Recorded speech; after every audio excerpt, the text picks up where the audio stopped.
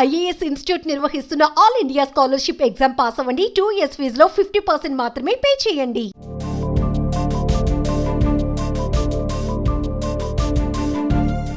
దీపంటూ ఉచిత గ్యాస్ పథకానికి చాలా మంది ఈకేవైసీ చేయించకపోవడంతో ఉచిత సిలిండర్ పొందలేకపోతున్నారు కదా.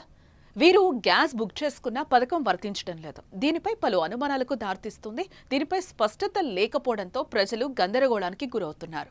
ఈ సమస్యకు అసలు కారణం ఈ కేవైసీ లేకపోవడమేనని అధికారులు కూడా తేల్చి చెప్తున్నారు. ఈ కేవైసీ సమస్యలుంటే 1800-425-1291-1967 నెంబర్లకు ఫోన్ చేయండి అవగాహన కల్పిస్తున్నారు. తెల్ల రేషన్ కార్డ్ బ్యాంక్ అకౌంట్తో లింక్ చేసుకుని ఈ కేవైసీ చేసుకుంటేనే ఈ పథకానికి అర్హులు అని అధికారులు చెప్తున్నారు.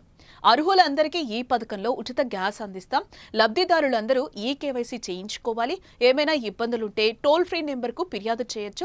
తక్షణం చర్యలు తీసుకుంటాం అని రాష్ట్ర స్థాయి అధికారులు పదే పదే చెప్తున్నారు. ఆధార్, రేషన్ కార్డ్, బ్యాంక్ అకౌంట్తో ఈ కేవైసీ చేయించుకోవాలి. ఈ కేవైసీకి గ్యాస్ ఏజెన్సీల వద్దకు వెళ్లాల్సిన అవసరం లేదు. గ్యాస్ డెలివరీ బాయ్ స్వయంగా వినియోగదారుడి వద్దకే వచ్చి ఈ కేవైసీ చేస్తారు.